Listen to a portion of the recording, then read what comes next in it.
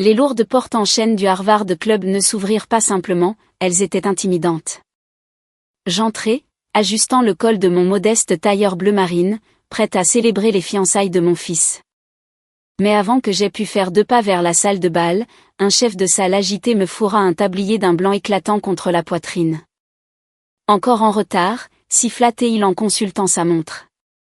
La cuisine est à gauche. Le service au plateau commence dans 5 minutes. Ma main plana au-dessus de ma carte de juge fédéral dans mon sac à main. J'étais sur le point de le corriger pour lui préciser que je n'étais pas une employée en retard, mais la mère du marié. C'est alors que j'entendis une voix retentir depuis le vestiaire. Une voix que je reconnus instantanément. Sterling Thorne. C'est une question de standing, Madison, disait-il assez fort pour que la moitié du hall l'entende. Si la mère d'Ethan se pointe avec l'air de venir de récurer les sols, tenez-la à l'écart des associés. On ne peut pas avoir la femme de ménage en train de discuter avec les juges de la Cour suprême. Je me figeai. Je ne sortis pas ma carte. Je ne m'éclaircis pas la gorge. Je regardais simplement le tablier dans mes mains, puis l'homme qui pensait que ma dignité était déterminée par sa tranche d'imposition. J'esquissai un sourire, froid et discret. Tout de suite, monsieur, murmurai-je au chef de salle, et je nouai fermement les cordons du tablier. Laissez un commentaire pour me dire d'où vous écoutez et quelle heure il est chez vous en ce moment. Je lis absolument tout et j'adorerais savoir qui fait partie de notre communauté. Dans ma salle d'audience, le silence est une arme.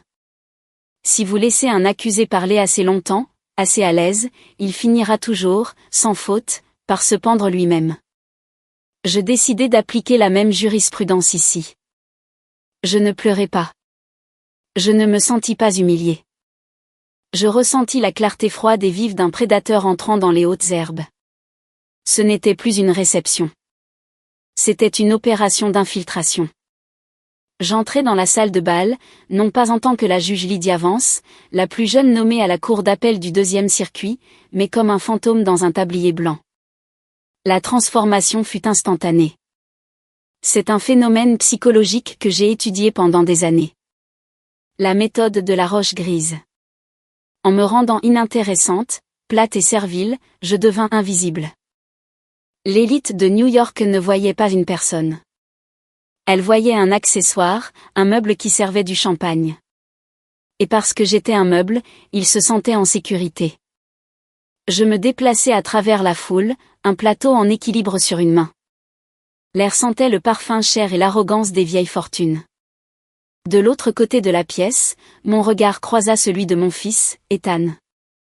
Il se tenait à côté de la tour de champagne, élégant mais anxieux dans son smoking. Ses yeux s'écarquillèrent en me voyant. Il fit un pas en avant, la bouche ouverte pour crier « Maman !» Je ne fis pas de signe de la main. Je ne souris pas. Je lui lançai le regard. C'est le même regard que je lance à un huissier lorsqu'un accusé est sur le point d'exploser. Un imperceptible hochement de tête. Un plissement des yeux qui signifie « Reste tranquille. Laisse faire ». Ethan connaissait ce regard. Il avait grandi avec. Il hésita, puis referma la bouche, reculant dans l'ombre d'un pilier. Bon garçon. Il réalisait, peut-être pour la première fois, que sa mère n'était pas seulement un parent, elle était une stratège. Je fis le tour du périmètre, me rapprochant de la famille Thorne. Sterling Thorne tenait sa cour près de l'orchestre, un verre de scotch à la main, gesticulant sauvagement. Il était à l'aise. Il se sentait comme le roi de la jungle ici. Il ne savait pas que la jungle a des yeux. J'observais sa fille, Madison, la fiancée de mon fils. Elle portait une robe qui coûtait probablement plus cher que ma première voiture, quelque chose fait de soie et de diamants. Mais elle ne la portait pas avec grâce. Elle la portait comme une armure. Je la vis claquer des doigts pour appeler un commis de débarrassage afin qu'il prenne son verre vide, sans même quitter des yeux son interlocuteur. Pas de merci. Aucune reconnaissance de son existence. Ils ont tellement de chance qu'on envisage même cette fusion, se mit à rire Sterling, sa voix couvrant la musique. Ethan est un gamin brillant, bien sûr, mais soyons honnêtes, il épouse une femme d'un milieu bien supérieur. bien supérieure. Nous faisons une œuvre de charité, là. Je sentis une bouffée de chaleur dans ma poitrine, mais je la classai dans un dossier mental intitulé « Preuve ». C'était la phase de communication des pièces. Et contrairement à ma salle d'audience, la partie adverse ne savait pas que le procès avait déjà commencé. Je m'approchai en flottant, remplissant un verre près de son coude. « Encore du scotch, monsieur ?» demandai-je, gardant ma voix neutre, la dépouillant de toute mon éducation, de toute mon autorité. Sterling ne me regarda même pas. Il fit un geste dédaigneux de la main, comme si j'étais une mouche. Continuez d'en servir et essayez de ne pas en renverser sur le cuir italien. Bien sûr, monsieur, murmurai-je. Je m'éloignai, l'adrénaline se transformant en un œuf froid et dur dans mon estomac. Ils pensaient que je leur servais des boissons. En réalité, je leur servais une corde, et j'allais les laisser en utiliser autant qu'ils le voudraient.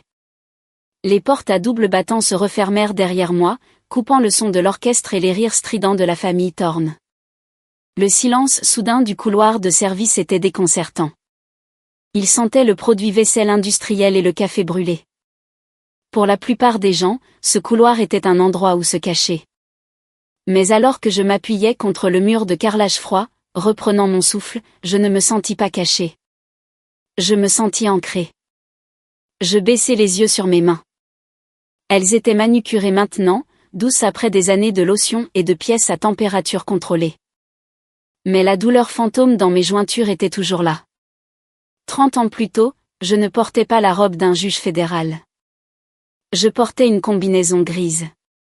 Je travaillais de nuit à la Cour suprême du Bronx, poussant un seau et une serpillière sur les sols de marbre sur lesquels je régnerais un jour.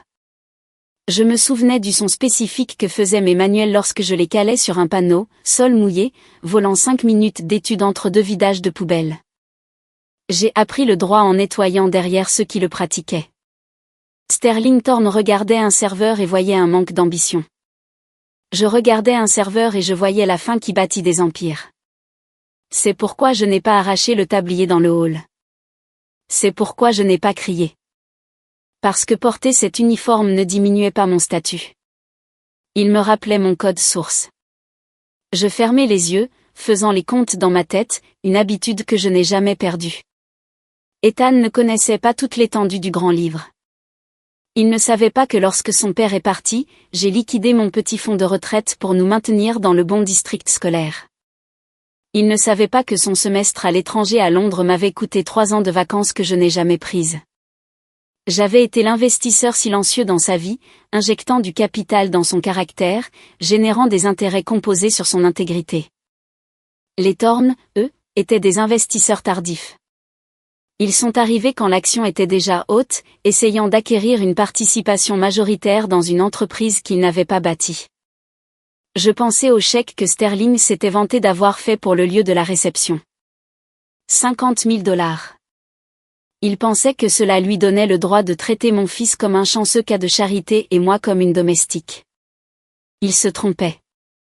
Je n'étais pas seulement une mère protégeant son petit.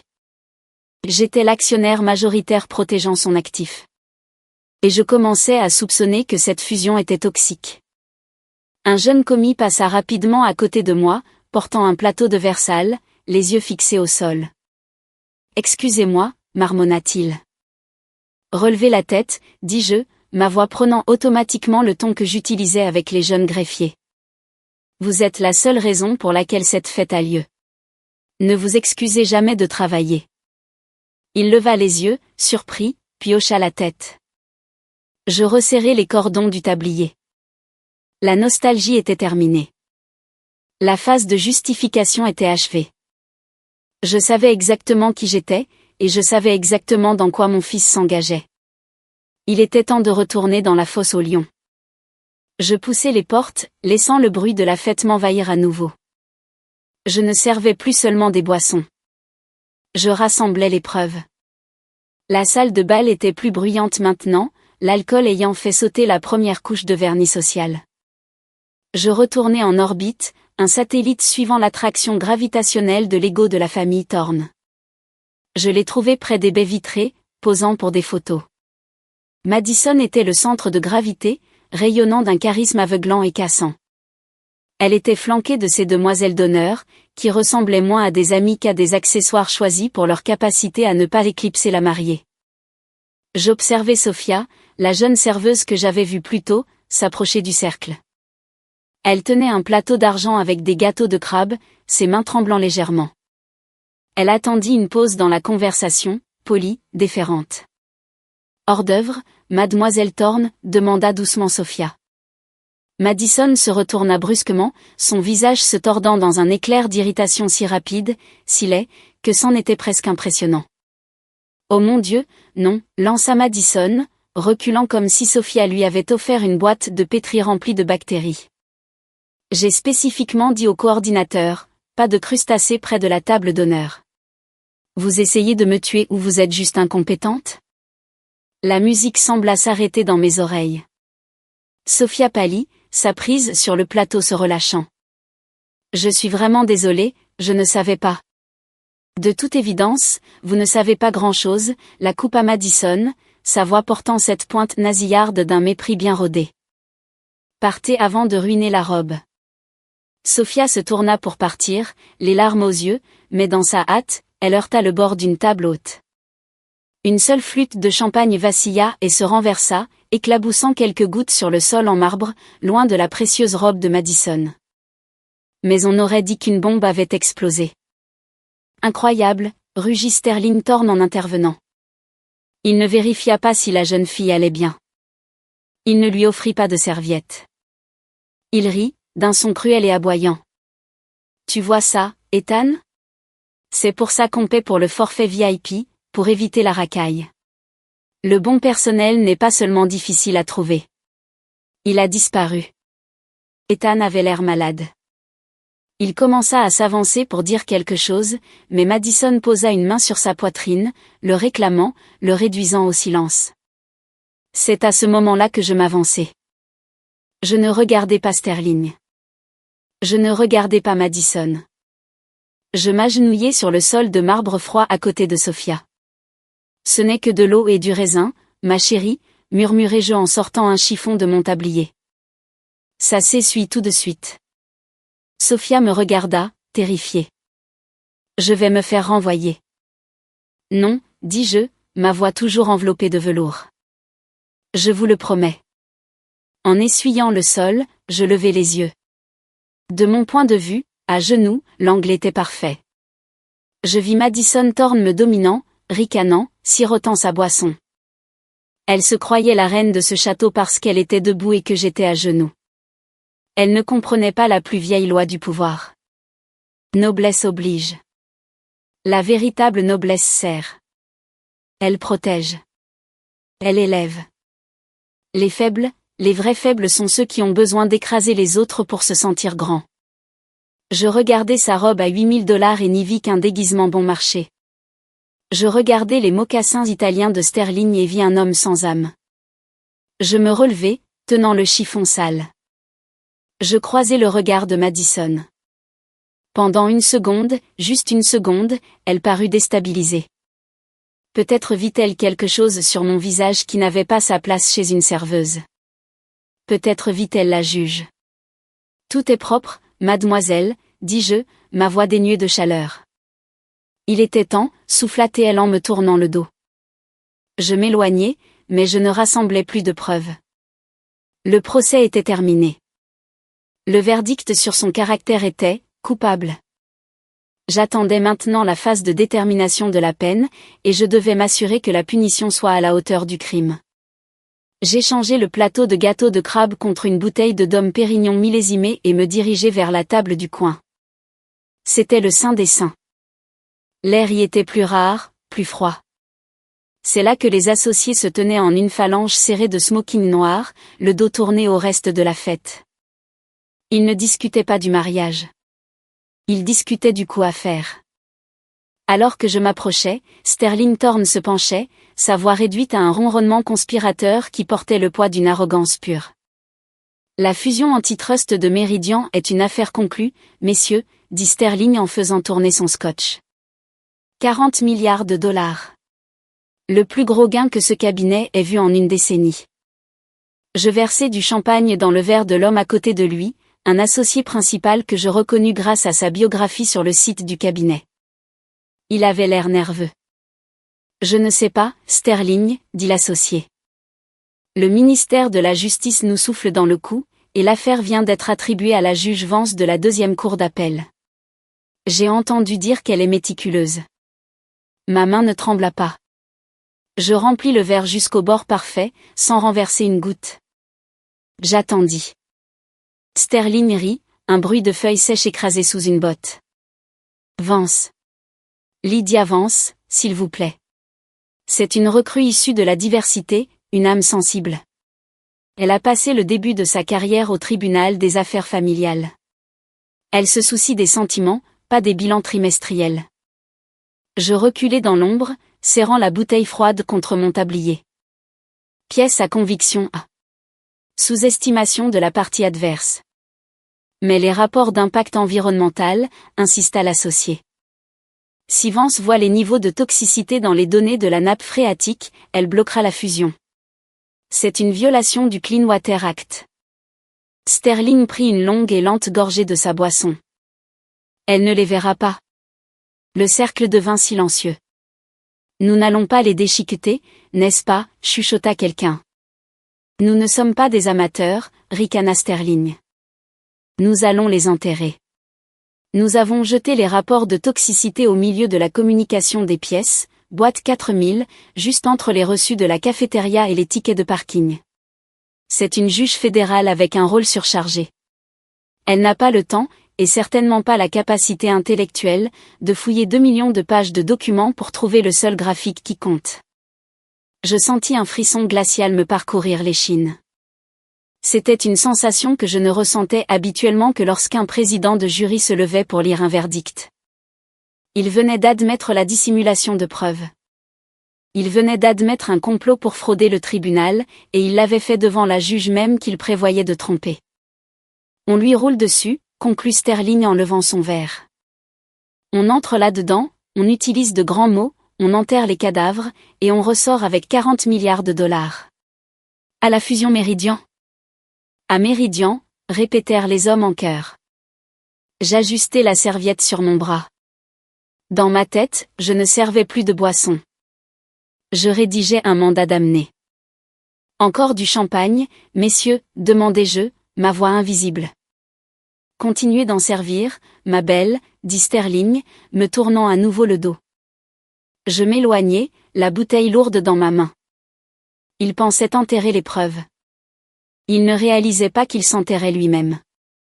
La fusion était le plat principal, mais Sterling n'avait pas fini de se régaler. Il était ivre de pouvoir maintenant. Le genre d'ivresse qui rend les hommes négligents. Il passa un bras autour de l'épaule de l'associé principal, changeant de sujet, passant des crimes fédéraux aux triomphes familiaux.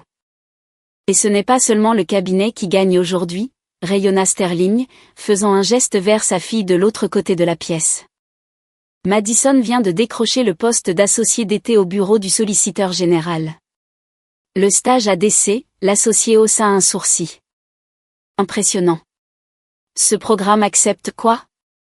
3 candidats par an? C'est généralement réservé au top 1% de l'Ivy League. Je me figeai. Je connaissais ce programme. Je siégeais au comité de surveillance. Le processus de sélection était anonyme, rigoureux et basé entièrement sur le mérite. Madison Thorne, que je venais de voir abuser une serveuse pour une erreur qu'elle n'avait pas commise, n'avait ni le tempérament ni le dossier pour ce poste. Sterling gloussa, d'un son bas et huileux. Disons simplement que le comité de sélection s'est soudainement souvenu à quel point il appréciait la nouvelle salle de lecture que j'ai financée.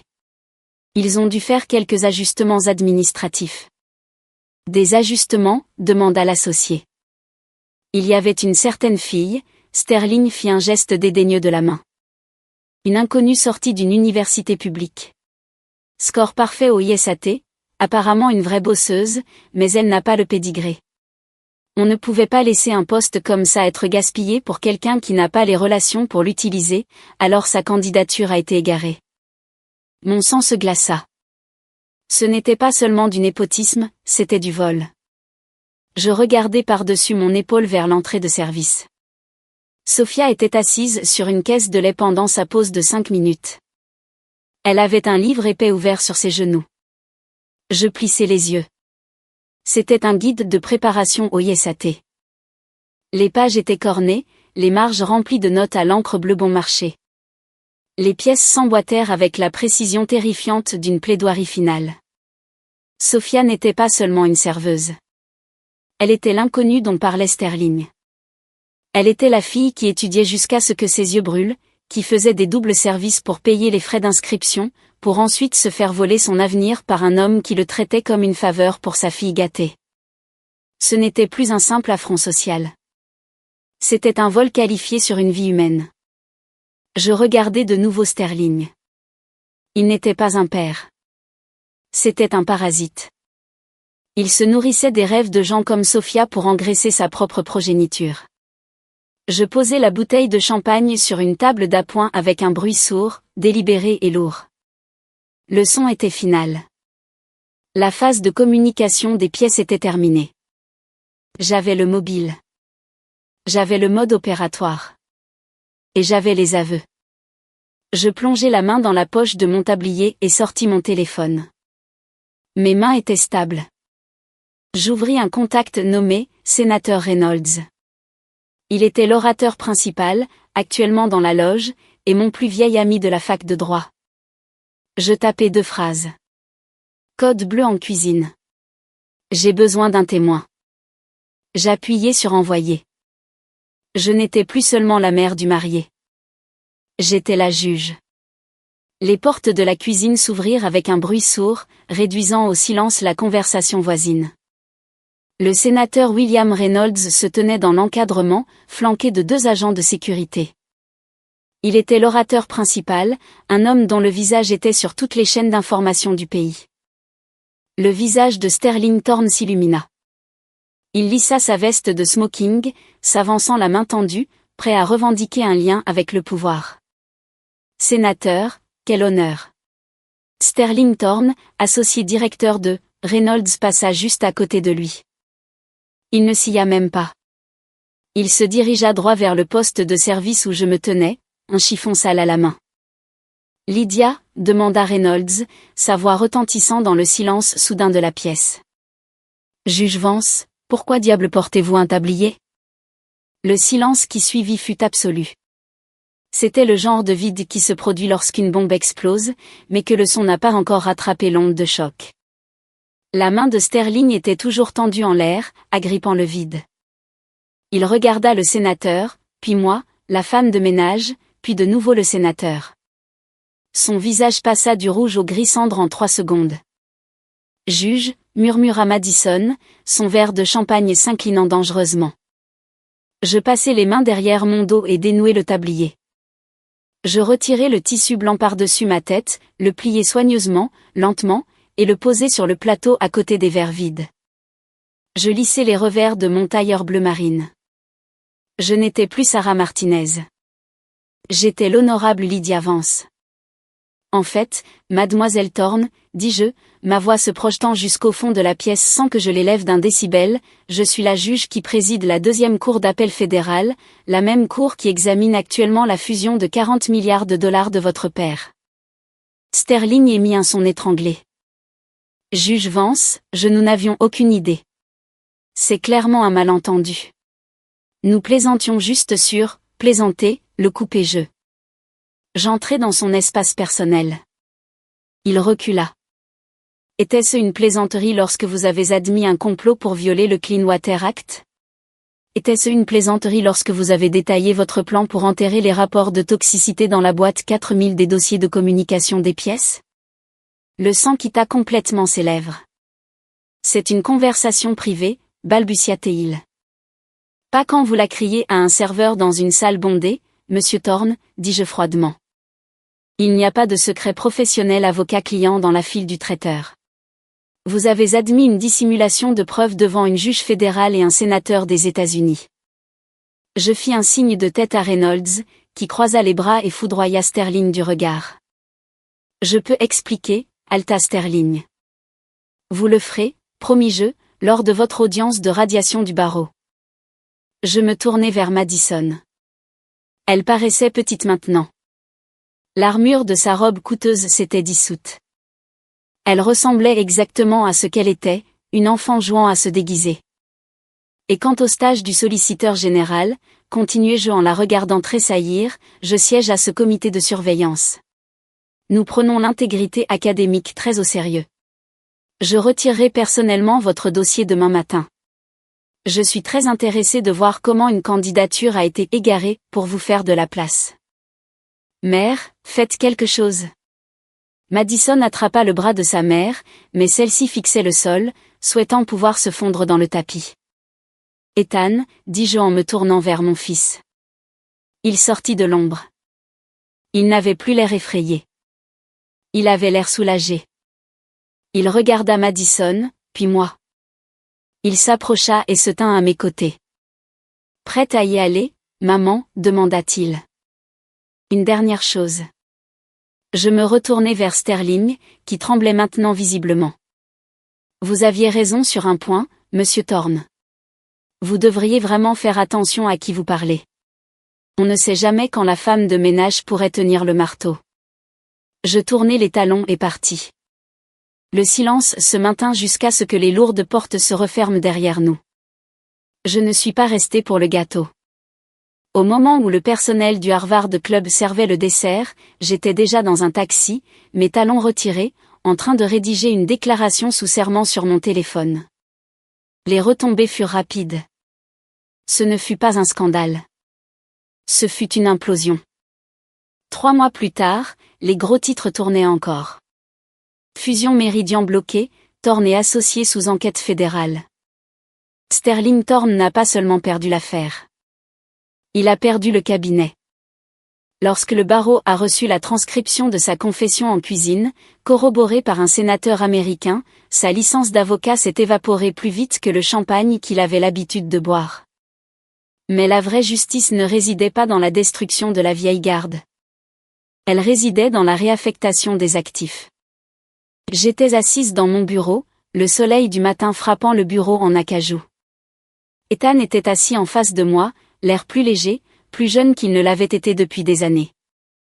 Il avait rompu avec Madison ce soir-là dans le hall. Pas de drame, pas de cri, juste un simple retour de la bague. Elle m'a appelé hier, dit Ethan en remuant son café. Elle travaille dans une boutique à Soho, dans le cadre de ses travaux d'intérêt général, a-t-elle dit. Elle a mal aux pieds. Je souris en signant un document. Bien. La douleur est un excellent professeur. Peut-être qu'elle apprendra enfin que le respect n'est pas un héritage. Et le stage, demanda Ethan. J'ouvris le tiroir supérieur de mon bureau et en sortis un nouveau dossier. Ça a été la décision la plus facile que j'ai jamais eu à prendre. La scène changea dans mon esprit pour la semaine précédente. J'avais retrouvé Sophia, la serveuse du gala. Je l'avais trouvée à la bibliothèque, ensevelie sous les mêmes livres de préparation au ISAT. Quand je lui ai remis la lettre d'acceptation au programme du solliciteur général, celui que Madison avait tenté de voler, elle n'a pas crié. Elle n'a pas sauté de joie. Elle a simplement pleuré, silencieuse et tremblante, comme le font les gens qui ont été invisibles si longtemps qu'ils ont oublié ce que c'est que d'être vus. Elle commence lundi, dis-je à Ethan. Elle n'avait pas besoin d'une faveur. Elle avait juste besoin d'un procès équitable. Je me levai et marchai jusqu'à la fenêtre, regardant la ville. L'horizon était rempli de tours de verre et d'acier, monuments au pouvoir et à l'argent. Mais en bas, dans la rue, la vraie ville bougeait. Les concierges, les serveurs, les chauffeurs de bus, l'armée invisible qui fait tourner le monde. Je pensais aux tabliers pliés soigneusement dans mon placard à la maison, juste à côté de mes robes de juge. C'étaient des uniformes différents, mais ils servaient le même maître, la vérité. Sterling Thorne pensait que le pouvoir consistait à savoir qui l'on pouvait commander. Il avait oublié que le vrai pouvoir réside dans ceux que l'on peut protéger. Je me retournai vers mon fils, mon marteau reposant, lourd et silencieux, sur le bureau. La justice est aveugle, dis-je doucement, mais elle n'est pas sourde. Et elle entend tout. Si vous croyez que le caractère d'une personne se révèle quand elle pense que personne ne regarde, Partagez cette histoire et dites-moi dans les commentaires ce que vous auriez fait à la place de Lydia.